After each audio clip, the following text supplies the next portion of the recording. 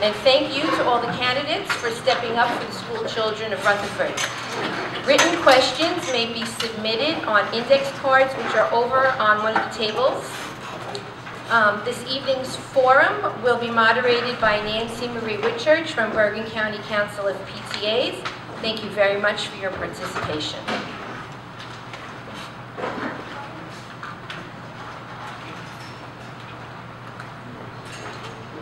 Good evening, I'm Nancy Marie Whitchurch, District 4 Director of Bergen County Council of PTAs. I'm your appointed moderator for Rutherford's Board of Education Candidates Night.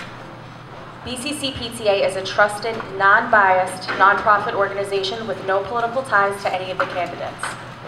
Thank you, Rutherford High School, for hosting this evening, and for Liz Ferté for facilitating this event. Liz Ferté will also be the timekeeper for this evening. I will now take the time to reiterate the rules set for this evening's event. Please note that all candidates did receive the same guidelines prior to this evening. No letters and/or statements will be read by any absent candidates. A timekeeper will be equipped with a timer.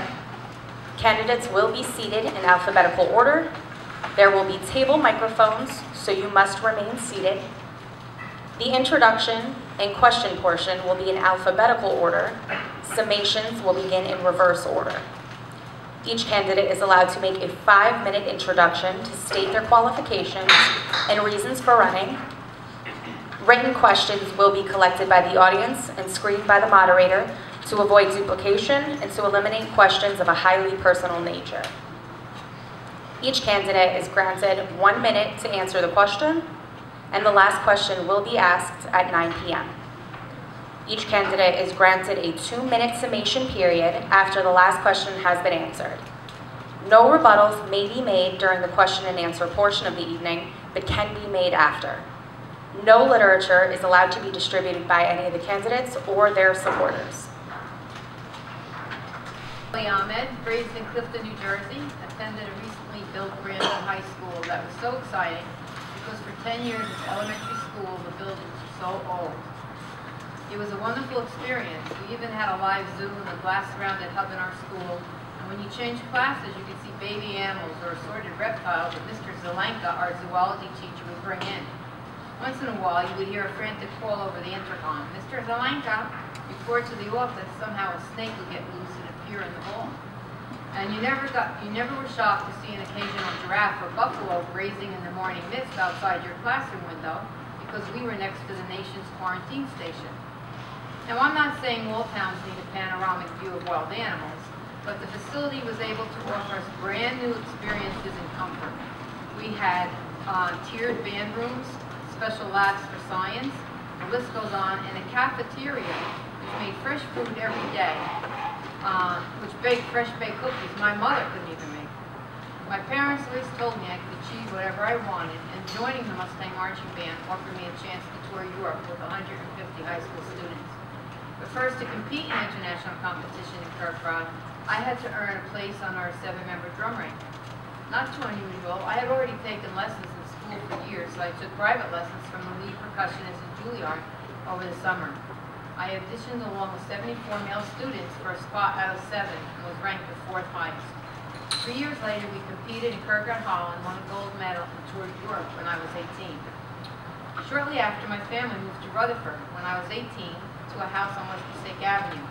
I lived there until I was married. The other day, ironically, when I passed my old house, it had another candidate's name for the Board of Ed on the front lawn. So sad. I received my college degree from Seton Hall University. The first class I ever taught was 8th grade in Our Lady of Mount Carmel on Oliver Street in Newark. When I first walked in, it was like an episode from Walter Bachard. I can tell you that because the majority here are probably too young to have seen the show. I love the challenge and still keep in touch with some of my students. I met my husband one summer and he offered me a summer job to straighten out his office. I never went back to Mount Carmel and we were married 4 years after.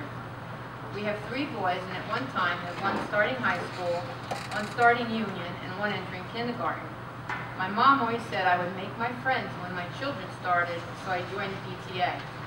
I have served on 3 school PTA boards and sat in every committee and officer position except treasurer. I was elected as PT Council President, which is comprised of all town PTAs. Washington School PTA has awarded me a State Lifetime Membership Award, which I'm so proud of today. I have co-chaired for 2 years townwide fall carnivals held at Memorial Field to raise funds for a new playground for Washington School PTA. After raising $20,000, we built a new playground in one day with parents who donated their talents and times. Also, I believe we were the first PTA to paint a U.S. map on the playground. I was appointed to the Municipal Alliance Against Drugs and Alcohol Abuse Committee by our then mayor. To keep kids off the street and out of trouble, I held team dances on Friday nights in Fairley's gym or in the high school cafeteria. When a need was identified to give older teams a place to go on Friday nights, I held open basketball for 30 high school students in the Methodist Church until the next sport began. I've been a member and layperson at the Rutherford United Methodist Church ever since I married there and until today served on the board. In between volunteering, I subbed in Rutherford, Patterson, and Passaic schools, and my own Christmas tree business in Botany Village. I was a licensed New Jersey real estate agent for 20 years, and lastly, 9 years working teaching special ed students at South Bergen Jointure. Oh, and my mother was always right. I have had the honor to serve on our Rutherford Board of Education for almost 18 years and have made so many friends who have become my extended family. I thank you for the past and hope to continue serving our children. Consider me again after another 18 years.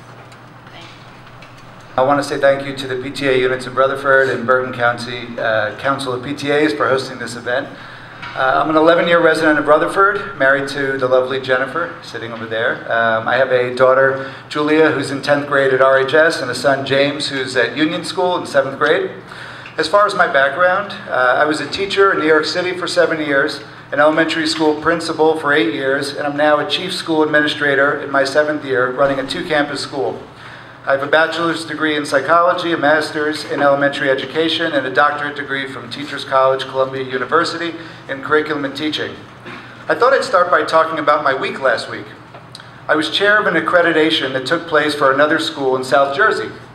As part of a state education association, I oversaw a team of 6 people whose role was to, in 4 days, evaluate the entire pre-K to 8th grade school based on a 200-page self-study that they prepared and provide ratings for close to 100 standards met or not met across a number of areas, ranging from finances and personnel to facilities, curriculum and programs, school community and services, governance, safety, counseling and health, school communications, testing, and more. All things that I do in my day-to-day operational work. A lot of you may know me from my 9 years of board service on the Rutherford Education Foundation, and hopefully knew me as someone who, through major efforts, helped increase fundraising, board membership, helping to rewrite bylaws, and more. I decided to join this board for the simple reason that we deserve the best. Since I began a year ago as a board member, I've had no single agenda. I have understood then, the way I understand now, that board service is broad and it encompasses many things. I knew, for example, we'd have to be fiscally responsible in overseeing a $48 million budget. I knew we'd have to evaluate the superintendent and the board based on approved annual goals. I knew we'd have to assure that the school stayed in compliance and that compliance is impacted when state laws and requirements change. I knew we'd have to participate in our school's district monitoring and evaluation system issued by New Jersey State, known as CUSAC. I knew we'd have to approve curriculum and program and policy change recommendations. Since I've joined the board 1 year ago, I'm proud that our school district has had a completely flawless financial audit. We've implemented a lot of safety measures, such as state-required active shooter and bomb threat drills, regular meetings with Chief Russo and the police. By the way, a big shout out to the Rutherford Police, the Office of Emergency Management, the Fire Department, and the EMS who've collaborated tremendously with the schools. And measures that we've taken within a 2% budget cap, such as now having required Safe Schools online training for teachers, installing carbon monoxide detectors and new phones that are video and audio buzzing systems, Yes, we did put forth a referendum for a town vote that reflected months, years of deliberation, discussion, and analysis of all aspects.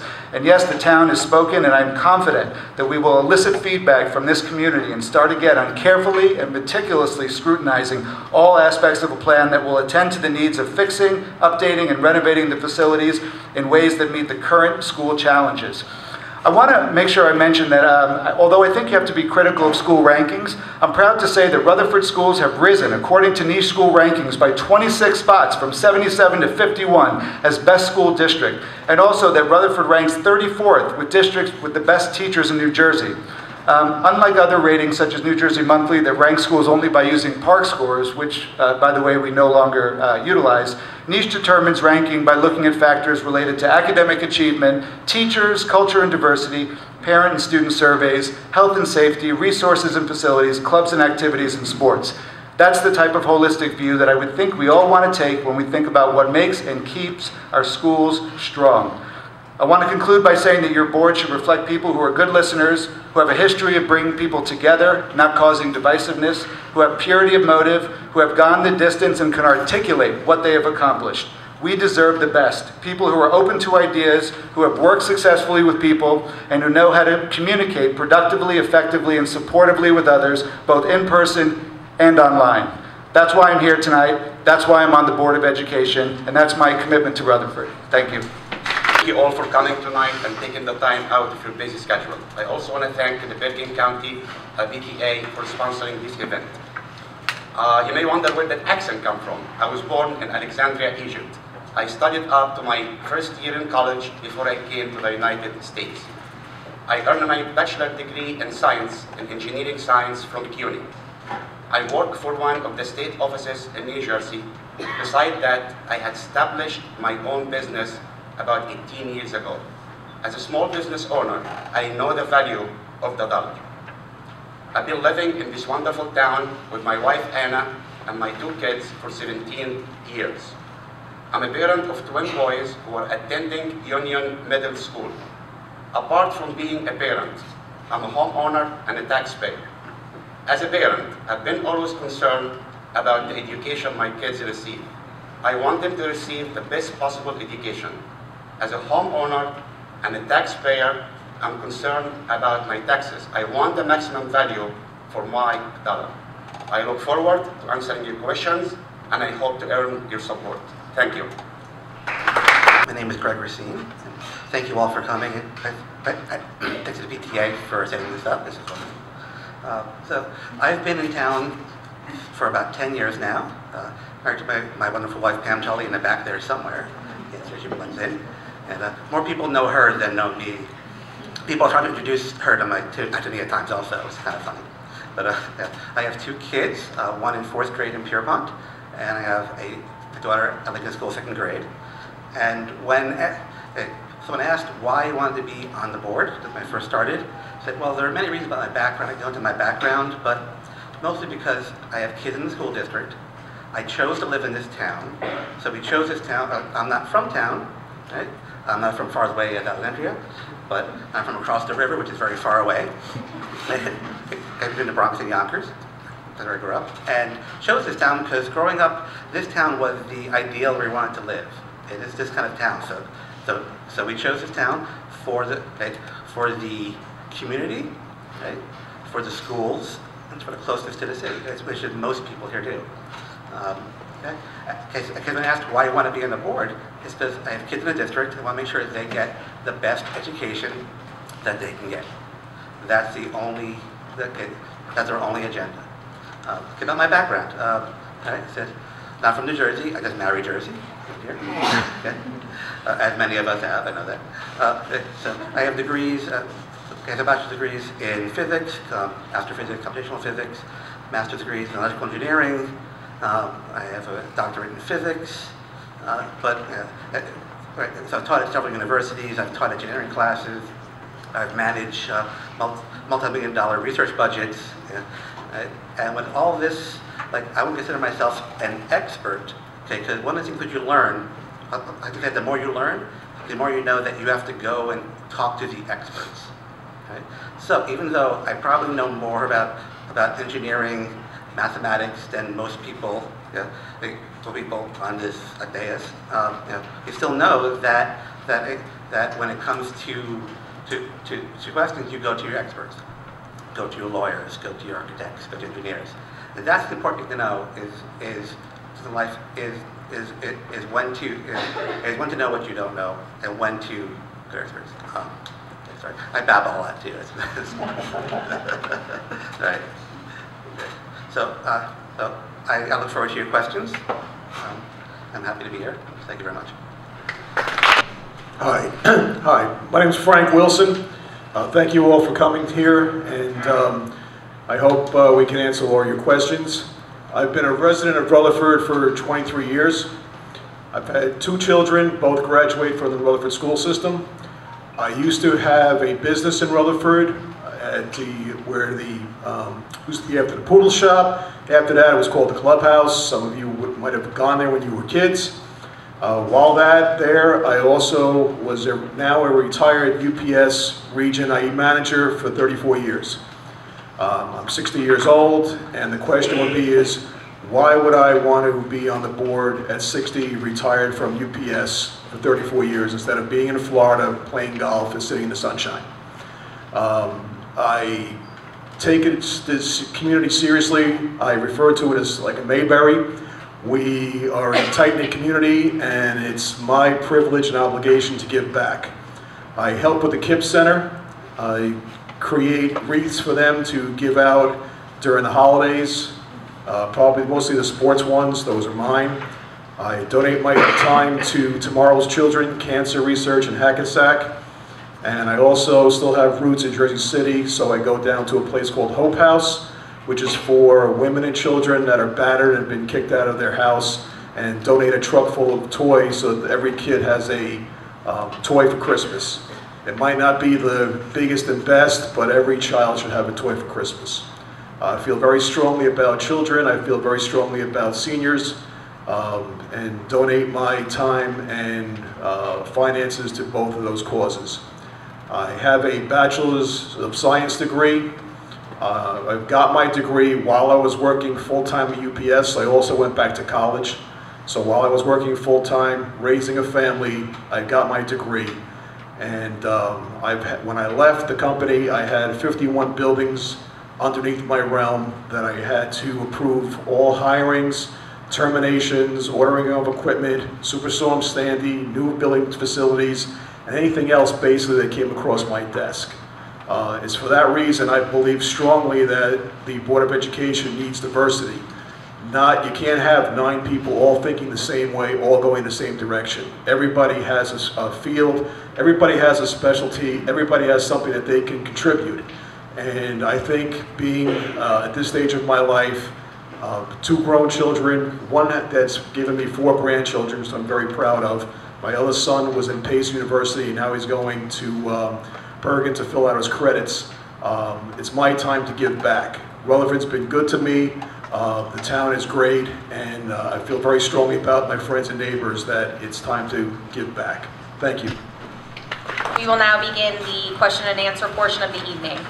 As a reminder, each candidate is granted 1 minute to answer each question. Each candidate has the right to request that I repeat the question. Questions will begin in alphabetical order and rotating. No rebuttals may be made during the Q&A portion, but can be reserved for after during the summation period. In the recently failed $53 million referendum, what items were you most opposed to? On the board, I didn't oppose to any, or I wouldn't have supported it in our board meetings. I know it failed because there was a lot of people in town that were unhappy, and we have to go back to the drawing board. But our superintendent, our board secretary, our committees, which buildings and grounds and finance, every committee is being brought together to try to find out what we're going to do and how we're best going to make the town happy, because we need improvements in our schools. So we don't want to spend more money than originally we had asked for, by changing a lot of things and still adding on to our budget. And we have to really wait for a little while until we find out what we've all come up with, different ideas. I've been on the board for about 10, 11 months, so I was late in the process when I came in. I was on the Strategic Planning and Communication Committee, and I would say that one of the things that I had a number of questions about when we were looking at it, we did talk extensively based on feedback from the community about a few aspects. The kitchen was one of them. We did talk a little bit about the absolute, the need of it, the cost of it, how it works, how it operates, and actually the board was critical enough that we actually had people who build and run kitchens come and talk about that, and then we learned about how first responders had gotten together to talk about, you know, the importance of that. So that was probably one area. There was a question for me when I saw the playgrounds in the early childhood in the two schools, but then I realized that the actual playgrounds being built were for younger kids. The playground there was for a different age group, and since some of the realignment of the schools with the K Center and moving certain grades, there was a need for a facility that actually met requirements. The rest of it I thought was... Things I agree with, definitely the full-day kindergarten, STEM labs in the high school. I was opposed to quite a few items. One, 40% out of the $53 million were spent on non-academic, taking the outdoor space and beer pond, spending $7.5 million to get rid of a pool which is valued at $8 million. That's $15.5 million if you add the cost of the pool and what we're spending on to create a cafeteria and kitchen. I was most adamantly against $15.5 million spent to create a cafeteria. Thank you. Well, I'm going to talk about what I was for. Right? So we need classroom space for our kids. This year we're poised to have our first 30 student classroom at Pierpont. Okay? We need to bring the kindergarten up to ADA compliance. And we need modern STEM labs at the high school. Right? Now, like a lot of people said, even during public sessions, people who are now opposed to the plan said they agree with everything in the plan except for one item. Right? Now, for me, obviously, I voted to put it forward. Right? So there are things that I would like more than others, such as STEM labs. But in order to get certain things, a STEM lab in your school, you need to have space for it. So you displace it with, so you put it in the gym, and that gym goes built outside. And all of the planning was to minimize new construction, okay? Which means you want to minimize the amount of steel you purchase. And we did so all the plans were to get the maximum gain, right, for the minimum spending, in order to get our STEM labs, to increase our classroom size. With dealing with the referendum, I'm for a need, not a want.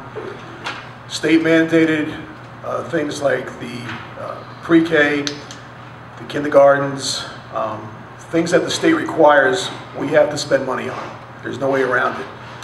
Things that we might want, where we want a cafeteria, which would impact downtown Rutherford if the kids can't go out, that we want an AstroTurf field, that we want a bleacher. All that stuff's a want, that's not a need. We need to take a look at what we've got. If we need STEM labs, is there a way to reconstruct the classrooms upstairs in order to get the 5 rooms we need? We have to spend money, but that 53 would have cost us 90 in 30 years. We already owe 13 million from the last one.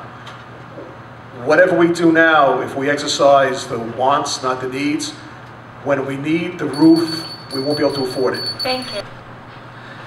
Yeah, so I think in order to develop a STEM program, first and foremost, you have to have the facilities to do so. Currently, our science classrooms are held in homeroom classrooms that have one sink. You need to have multiple access points for sinks, for gas.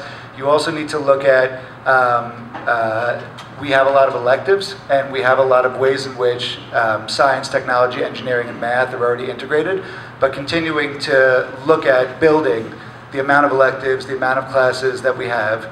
So I think part of it is looking at what is it programmatically that we want to achieve, and then we have to look at, do we have the facilities to actually achieve it.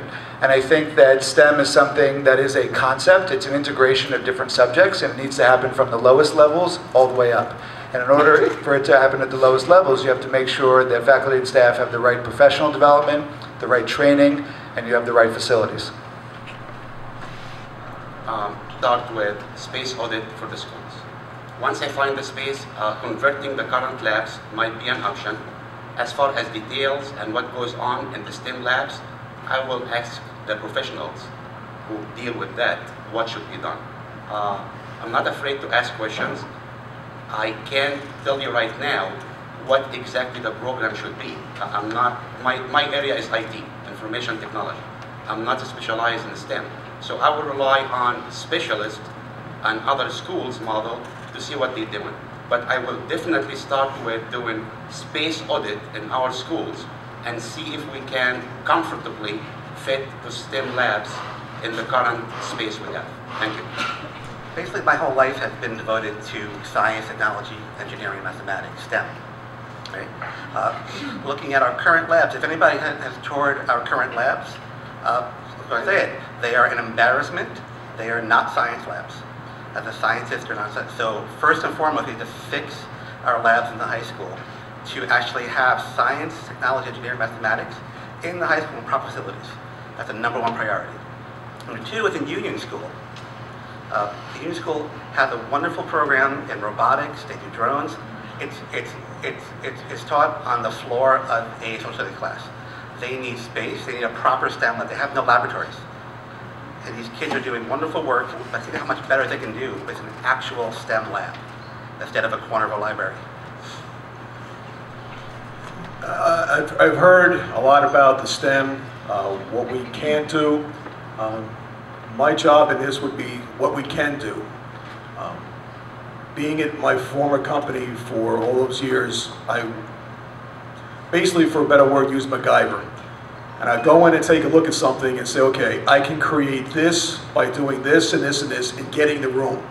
If any of you know UPS, they do not spend money. They tell you we want this and go in and make it. So in order to get the STEM labs, I would take a look at it, envision it, make some changes, and nothing's in stone. You can take a look at it and just move things around. And if you need be, then the option is to create and build. But just to go to create and build first without actually taking a full-blown picture and saying, okay, this is what we can do if we do this. And the term is thinking out of the box. And I am not a non-STEM person. I believe in the sciences. I have a science degree. We need to have sciences, but we also make sure we need to know what we're looking at. STEAM program definitely has to have mostly larger rooms. We've, some of the people on the board have gone on tour with us to see what the actual referendum wanted. And especially science and technology. Technology has taken over like half libraries because they've had to have computers with, they're dissecting hearts on a computer now. We've had to put them in the library, and our library has gotten smaller because we're using every space we possibly can. We need special rooms for that. For instance, most of the rooms that we have to have for science and technology now, they've never been equipped with sinks, and state mandates if you're going to have these kind of technology programs. You have to have special equipment for it. It has to be installed, and it has to be in rooms that children now, 6th to 8th grade, are too large for what we have. Thank you. Will you support reintroducing swimming to the curriculum? If so, how? The way I envision it is I would like to have swimming added to the curriculum, not as an elective. We have the swimming pool. We have the coaches actually who can coach the kids swimming. I would certainly start with adding swimming to the curriculum as elective, and I would start with the high school. Down the road, we can look into adding other schools, because I understand in the past it was an issue busing the kids from other schools to the high school swimming pool, but I will definitely support adding swimming to the curriculum as elective. I realize not every kid can swim. By the same token, not every kid can play soccer. I coach soccer. And I've seen kids who I coached when they were younger, 5, 6, 7 years old. Their parents actually forced them to play soccer. And by the time they were like 9, 10, they don't want to do anything with soccer. Same kids right now are swimming. So, the main job of the board is not to run the schools, not to dictate curriculum, to see that they're run well. Right? Our academic professionals, they say there is no room for swimming in the schools. As an elective, also, it's a scheduling issue. By the time you can get a certain amount of kids to be scheduled for swimming at a certain time, it turns out it's definitely diminishing cost. Right? Now, about cost, for our coaches to coach, for our coaches to be swim coaches, they need more certification. It costs a lot more money. Now, when the swimming is out of the school, because the school is losing money, it was losing lots of money by paying these extra salaries for swimming. It would be great if we could. I would like to see, instead of swimming in the schools, we can take kids as an elective or after-school elective to a different facility. We could to swim after school, to do even like a after-school swim club, where we could do life-saving skills, or to be lifeguards. This could be done outside of the academic curriculum. It's definitely space for it, but we have to know. Yes, I'm for an aquatic program, whether it's intramurals or a swim team. The financial burden can be taken out of something else, such as the excess money we pay on copiers and stuff like that. There's always a way to get money when you need it. So I am for an aquatics program. We have a pool. We should utilize a pool. Not every kid can play football. Not every kid can play baseball, but every kid may be able to swim. All right. My son used the pool. He learned how to swim in the pool. He didn't play football, but he became a second-degree black belt. So yes, am I in favor of it? Absolutely. For those children that aren't big and strong and run fast, they still have a right to play some type of sport.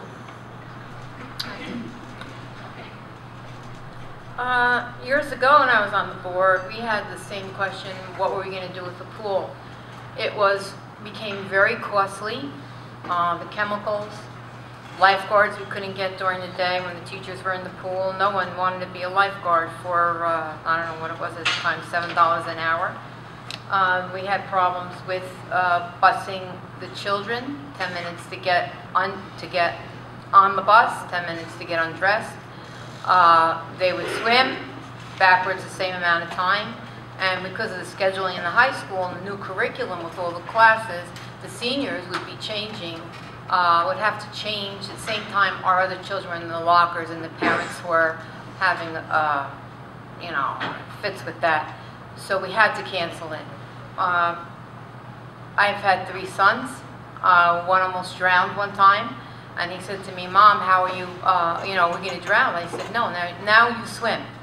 It was way before the 4th and 5th grade, which we offered lessons, and I had to give my son before private. The question was, would we reintroduce swim into the program? Well, first, I would say that the Rutherford High School swim team wouldn't go away.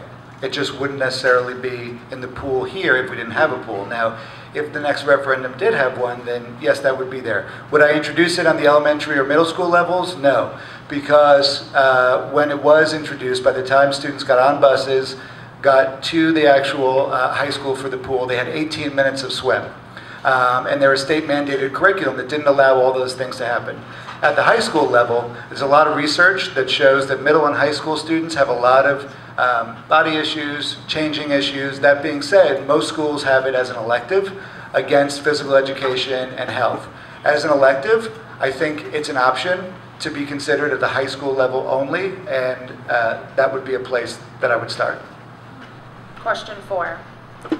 How do you plan to effectively address the increase in student numbers with the current limited crowded classrooms? Okay, and for the 5th, that's part of the rule. We are out of space. People say, at Pierpont, they said, well, just find another classroom. It's not a matter of finding, there are no other classrooms. So we have to build space. That's the only way to make space. We can't create space in a school that doesn't have anymore. So at Pierpont, we have to either make some space or do the undesirable and keep kids back, split grades up. like have a fourth grade between Lincoln and Pierpont, but the only thing to do is to build more space. We've looked at several options, we've looked at numerous options for many years, and when you have 30 kids in a classroom, this just means there's no more space. If there was, we wouldn't have over 30 kids up to 30 kids in the classroom.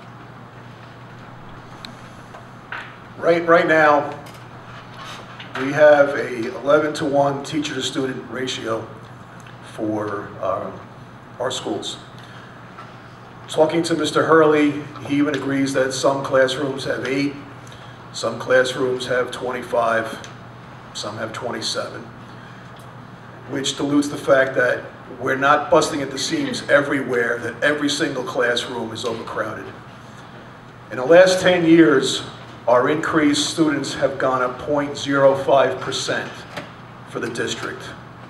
That's 12 children for every school, for every classroom. And you can look that up on the budget's website for Rutherford. It'll show you that we have an increase of 120 over the last 10 years. So that's 0.05%. So that increase, I can't see where it's coming from. If we're trending over the last 10 years, 12 students a year for the entire district. Again, we have, years ago, rooms were smaller. They had less curriculum to have to move around freely in. 24 to 30 children in some of the small rooms are very crowded. In the 8th grade, when you have boys now that are 6 foot tall, and you have to, crowd in 26, 28 desks, it becomes like just desks, and you have no room for science experiments or robotics, So we have to build somehow. We have to add on somehow, and I hope we could make our classrooms a little more comfortable so that our children will remember that Rutherford really was a great place to study, to learn. Case of student enrollment, there's a few options. One is you can restructure classrooms. You can buy new furniture, more flexible furniture and tables so that you have actually more physical space. If you didn't have so many desks, you can use hallways. You can use people's offices. You can do creative scheduling. All of these things have been tried and done. And still, we come back to the same thing, which is why we have been working on trying to figure out how to build or increase or enhance or renovate in somehow a fiscally responsible plan that allows us to address this issue. There were 3 strategic issues that the referendum did try to address. This is one of them, and all these other options I mentioned have been tried. And so next steps is to continue the creative space planning while trying to think about next steps around increasing the number of classrooms that we actually have for students. If you look at the planning committee report, you will see that most of the complaint was actually about Pierpont School. There was 0 complaints about class size in the high school. That being said, my own kids were in the bubble class in Pierpont. There were about 28 kids in the school. But we overlook the most important aspect in the school. It's our teachers. Our teachers mostly are doing a great job. My kids had 2 teachers in the class, which they actually love it. So if you look at 28 kids in the class with 2 teachers, with our student to teacher ratio 11-to-1 average, that's not bad. Now, do we need more classes? We may. We should start with doing space audit, see what we have, and if we have to build, because of my background in engineering, I like to plan. I like to plan. If you ask a contractor, he would tell you, measure twice and cut once. We can't just run and create pieces here and there like what we did with Pierpont by creating the portables. What specific types of special education resources do you see as lacking, and what are your solutions to improve these resources? What specific types of special education resources do you see as lacking, and what are your solutions to improve these resources? For special ed, if you look on the budget, it shows that currently we're still, I hate the word, farming out our students to other places that have special needs. This has been a problem for years. If you go back on the budget and take a look, and you see how many are actually leaving town that we send someplace else. And cost-wise, it costs a lot to send them. Overall, I don't think we ever had a comprehensive special education program to be able to keep every child in and make sure their needs, because special ed is various, and all their needs were met. It seemed to be a better word to have somebody else do it. We need to dedicate one school. We need to dedicate teachers. We need to put people that are special ed trained. We need to, each special ed child acts and reacts differently. And do I have an answer of how to handle all of them? No. Do I?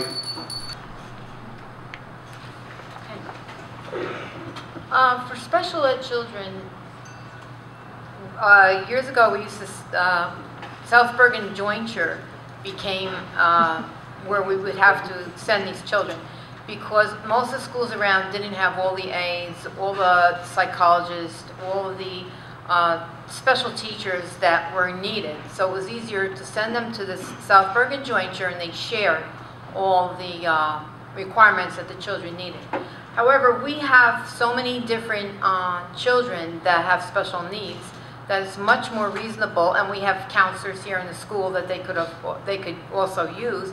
It's cheaper for us to bring the children here, and they're in our homes, they're in our schools, they're in our community, and they interact with the children that are in regular classes. So it's much better for the child to come home, and I think we're trying to work on that to actually make. The question was what special educational resources are lacking. So I think that there's a lot of different types of equipment that can be implemented in classrooms for students who have occupational therapy, physical therapy, behavioral therapy needs. Students do need that small group attention, but they also can benefit from different types of things that they can manipulate, they can sit on, that give them a level of comfort that's really important. So there's a lot of different supplies that I think can continue to support students. I think that there are curricular programs that teachers can use as well that help support students with different special needs. I do think an ongoing resource that's needed is professional development and the right level of training for school counselors, for the teachers, to make sure that they know all the various strategies that they can use for all the different types of special needs that students might bring, so that we can make sure we're servicing all students. To the parents who have children with special needs, and I will see actually what they would like to see done. That being said, the $53 million referendum, which included building classes and peer bond, we were told that it might be 2, 3, 4 classes out of them be used for special needs. I don't think the mentality of if you build it, they will come, that will work. Before we even build these classes, before we say we're going to have 3, 4 classes or whatever number of classes for special needs, I think we should have plan, talk to the parents, see what we can do, and not over-promise them, because my understanding, not every, as hard as it sounds, from talking to the administration, from talking to the board members, not every special need child the district will be able to bring. So we have to be more transparent, we have to have more meetings, and just be honest and tell the parents, if your child is special need. After many meetings, after much research, talking with a lot of parents, right, we have brought special needs kids back in, right, with the help and partnership with their parents, right. We started a pre-K program for special needs kids and opened it up to general education. Now that not only was the right thing to do, even if it cost us money, but it turns out it's actually making us money by general ed students being in pre-K. We have ABA kindergarten, right? Kids are moving up. We have an 18-21 life skills program, which is a model for Bergen County, where our 18 to 21-year-old students are in the library learning life skills and working in the town. Right? So if anything is lacking, right, It's not communication, it's our space. We need space for students, all of our students. All of our students need access to education, and we need space to keep them in district. Question? Oh, sorry, question number 7. All right, could you repeat that? She didn't say it yet. Oh, I thought that's what you said. Sorry. I thought you were going to say something. Are you familiar with CUSAC, considering the district to be evaluated? What are your goals of the district to ensure that we maintain an A+ rating? CUSAC is so complicated. It's a way in which the state supposedly will rate our school system.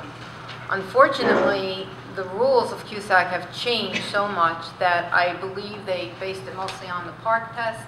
PARCC test is not to give our school a ranking, but to see the progress in a child.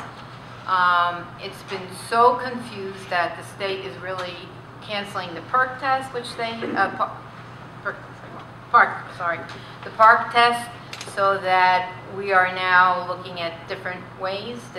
There's a niche test that we'll be basing different things on, but right now it's kind of up in the air, and the state really tells us what we have to do. CUSAC stands for Quality Single Accountability Continuum. It's basically the New Jersey State's monitoring and evaluation system for school districts in New Jersey.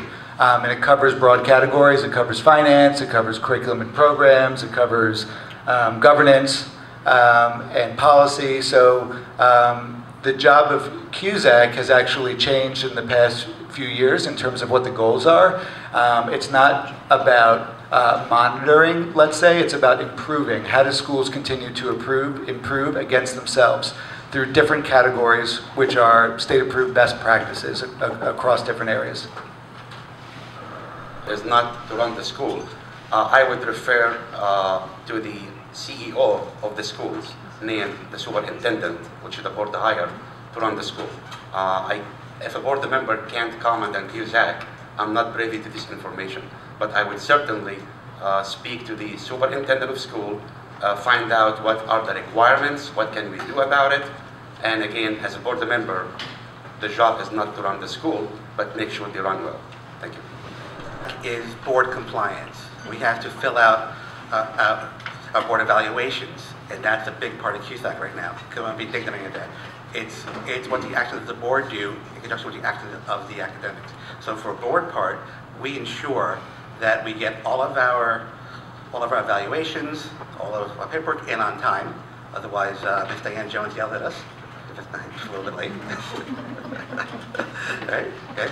We also can also ensure that the district is doing their job. Our job is oversight. We make sure that they are doing what CUSAC needs to be done, and all the I's, all the I's are dotted, all the T's are crossed. That's our job. I've been on the record before to against when PARCC was coming out that we shouldn't teach our students. Our teachers shouldn't teach the test. And I'm not 100% familiar with this subject either, as far as what the requirements would be. And I would rely on the superintendent of schools to say, well, here's the state mandated stuff that we have to do versus the stuff we don't have to do.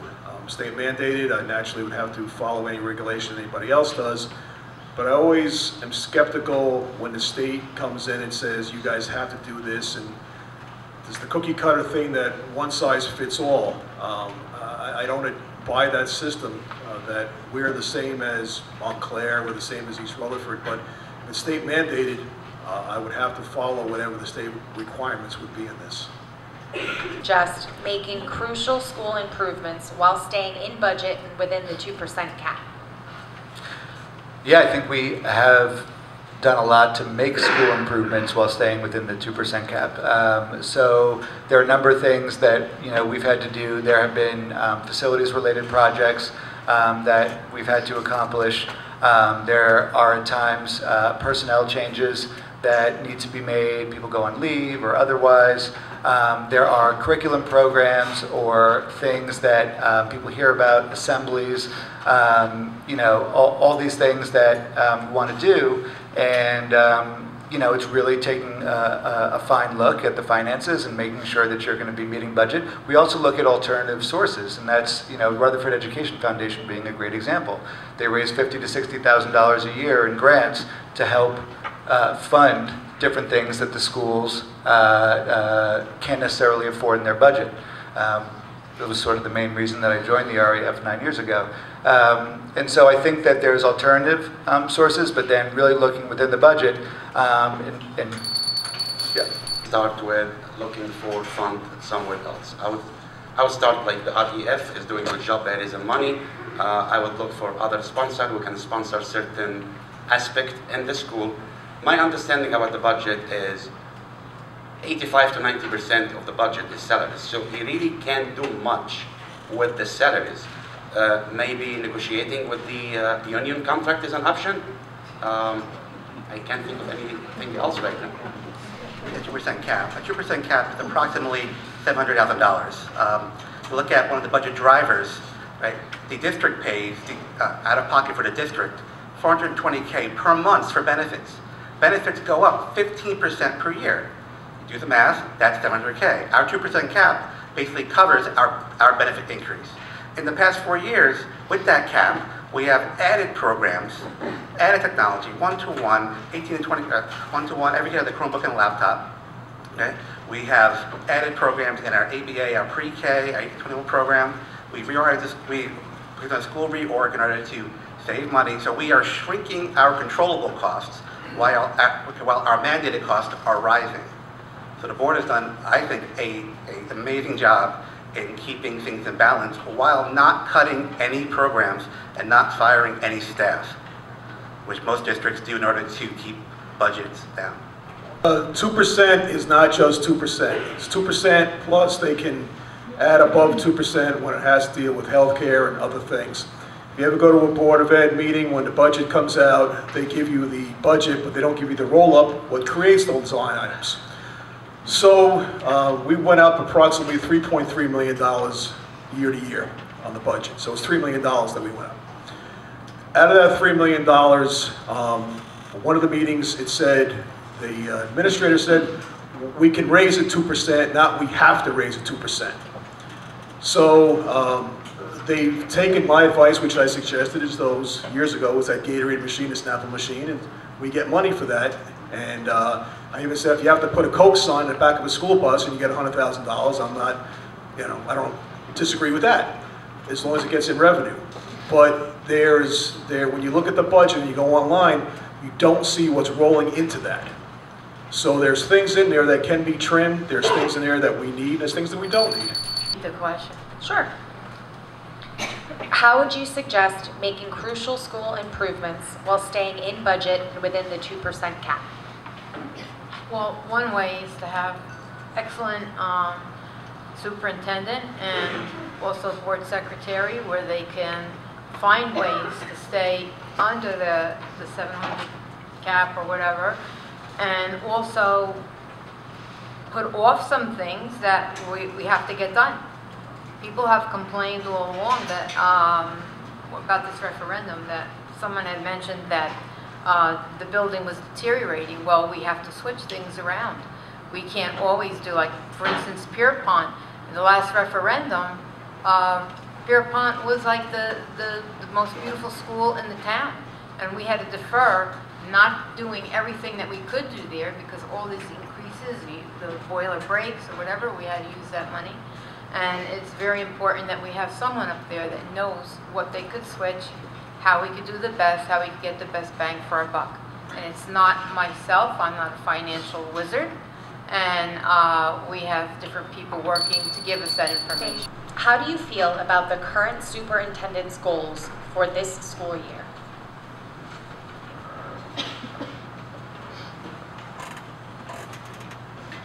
My understanding is the superintendent sets his own goals, and if he accomplished them, that's good. The way I would look at it, I would look at his goals, and his goals are great. I had a chance to go like through them quickly. But what I would do, instead of having the superintendent set his own goals, I, as a board member, working with the rest of the board members, will set certain goals that we see fit our district as well. Thank you. Goals in partnership with the board. We grade them together and we come up with them. Along with, we also come up with district goals, which the board has to approve all these goals, right? And so obviously, being on the board, okay, I approve these goals, okay, for the superintendent. His goals are tied to actual measurable actions. So if the actions are not met, right, then the goal is not achieved. The superintendent's goals has a 3% salary increase per goal. So for 5 goals, it's worth 15% of his salary, or approximately $25,000. In his contract, he creates the goals and the board approves them. It's online if you want to see that also. So I would hope for getting the bang for my buck. If it's $25,000 extra that his salary is going to hinge on the goals, I would make them as tight and as stringent as I could to increase the students' education and anything else that it would be tied to that. Goals set by the board, and we have to, it's a long procedure on the computer. We sit there and we grade the superintendent every year. We have to do this. Our grade goes in, we get the whole rundown on what everyone, all board members rate them on, and at the end, that is totaled, and we find out if there has been anything that he has done wrong. I have to say our superintendent has always got above and beyond, and we don't do it in, in unison with each other. We grade them by ourselves, and he's one superintendent. He's met all his goals, and the state has to be submitted, and that's what I'm so happy about, working with the superintendent. He's great. So I think the superintendent's goals should serve to better the Rutherford schools.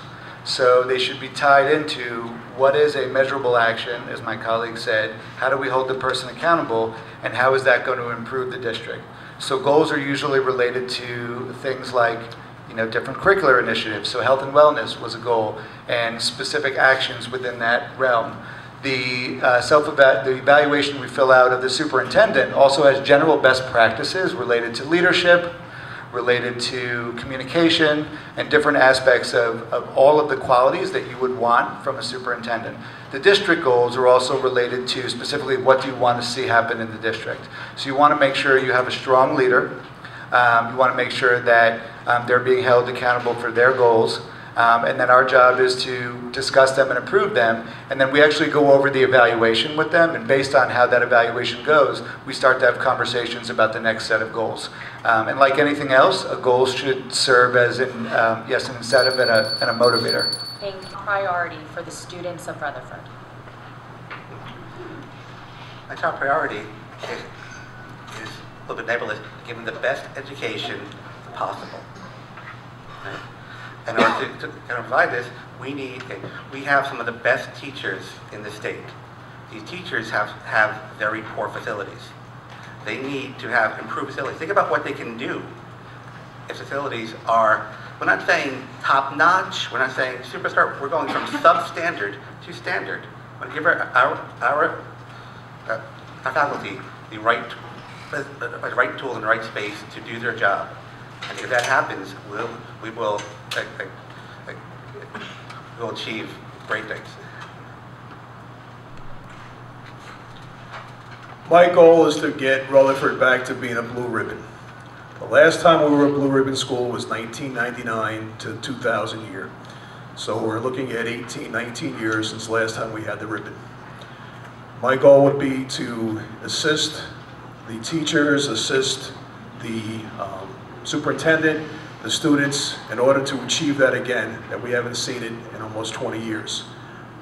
Whatever we did right 20 years ago, We can mirror that again today. We have the staff, we have the technology, we have the teachers, we have excellent teachers, and we have excellent students.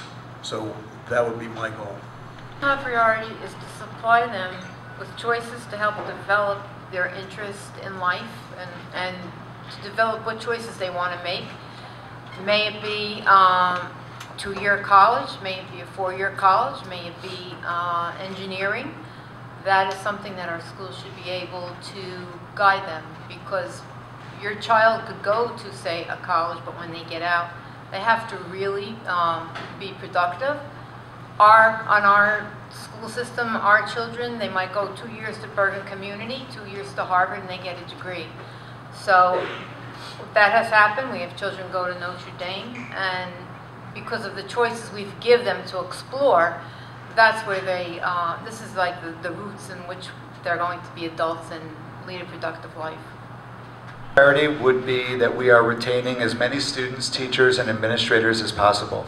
And the way that you do that is making sure that you have a school system that runs well, that you have a board that is doing their job ethically and appropriately, that you have a superintendent that has the right long-term goals and a vision for the school district, and making sure that students have access to the right curriculum, the right programs, the teachers have access to the right professional development, and that everyone has access to the type of facilities that are going to allow us to meet the standards of 21st century teaching and learning, so that our students can be prepared for the jobs that will exist in tomorrow's world.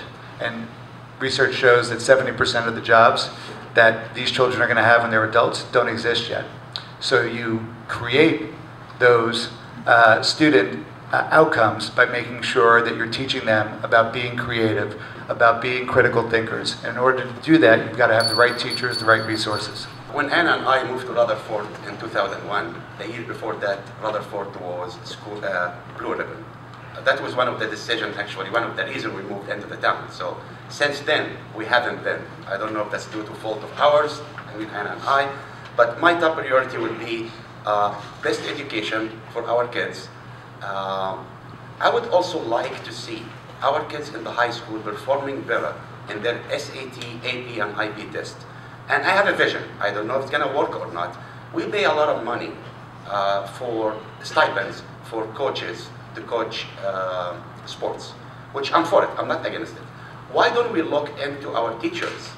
Instead of them taking the time out of their own busy schedule in the morning, during lunch, after school, trying to mentor or teach our kids.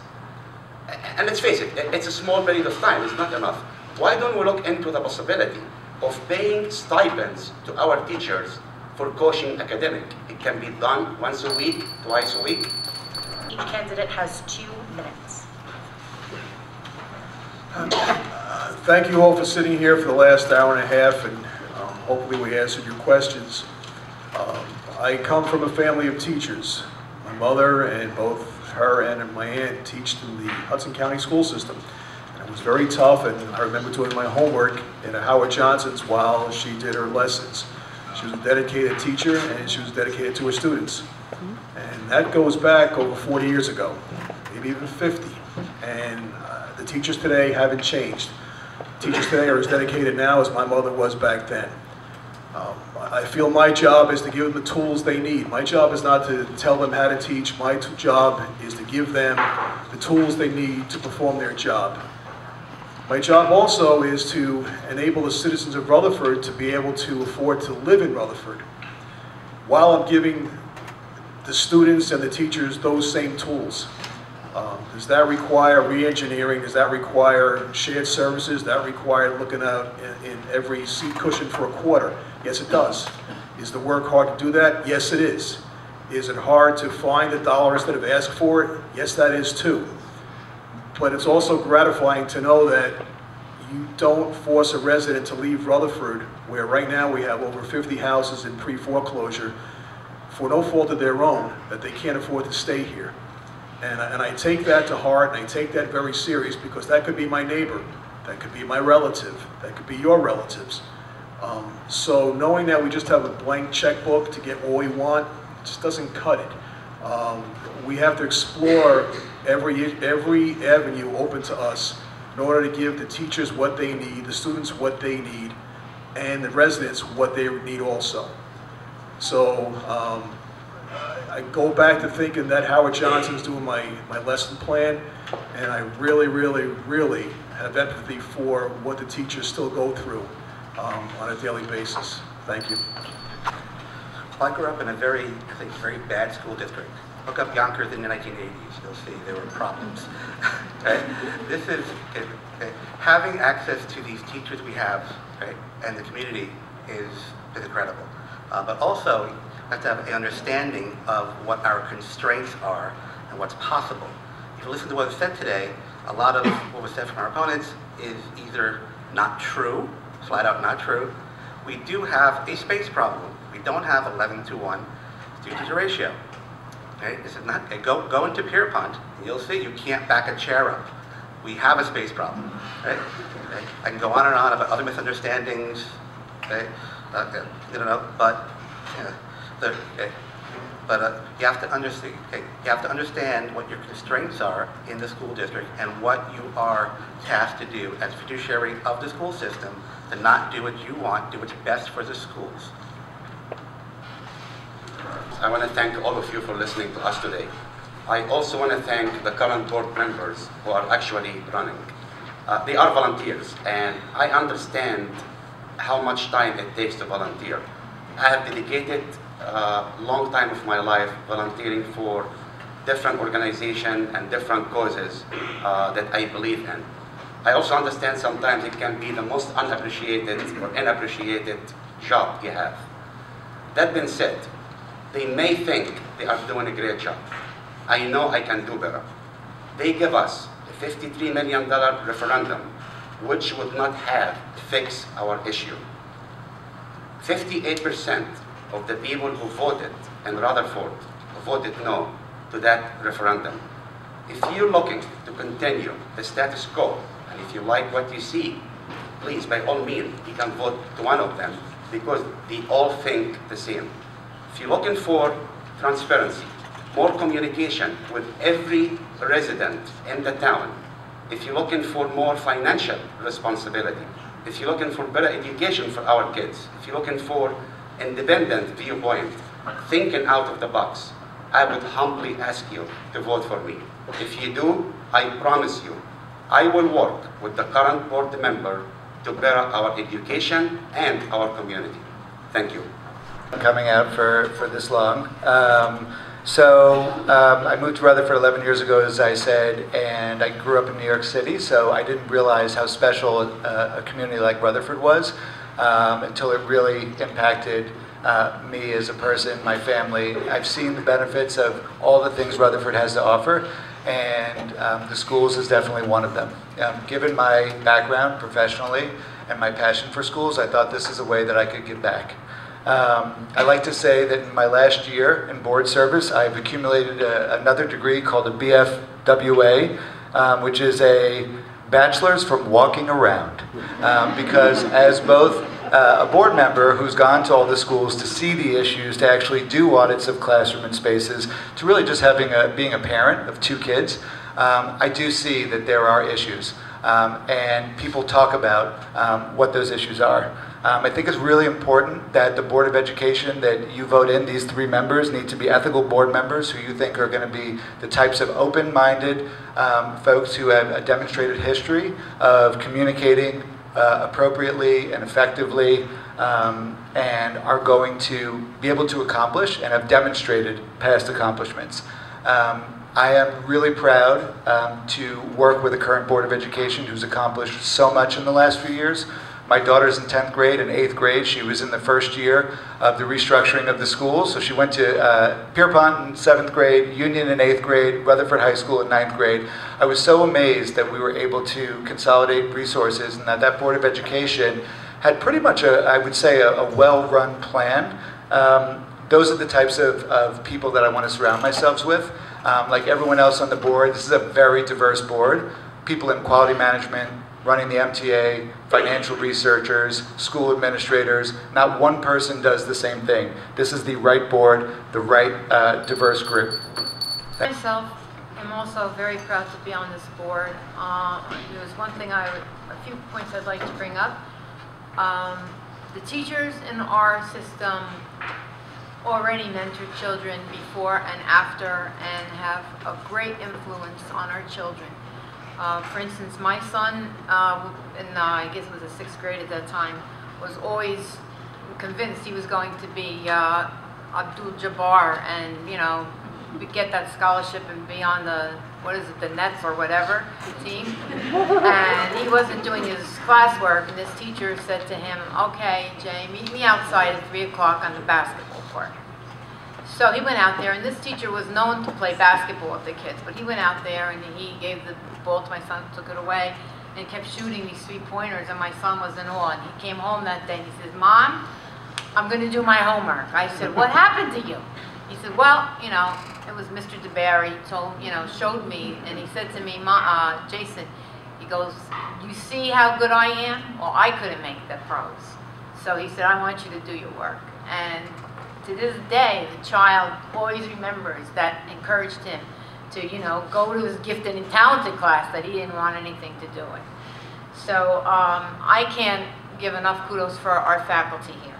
Also, the ribbon ranking, I was on one of the teams that it took over a year. All the information, all the work you have to do, the towns you have to, town people you interview, the parents, the PTAs, and it took a lot of time. Once you get that blue ribbon accreditation or sign up there, you don't ever lose it, because it was then, and we are still a blue ribbon school. We can go again and go through the whole process and get another blue ribbon school, but that first sign is not taken away with us, and we'd rather spend our time working on things, putting referendums together, and other things the board needs. Thank you on election night, and special gratitude to the audience for your patience, courtesy, and consideration. Thank you, and good night.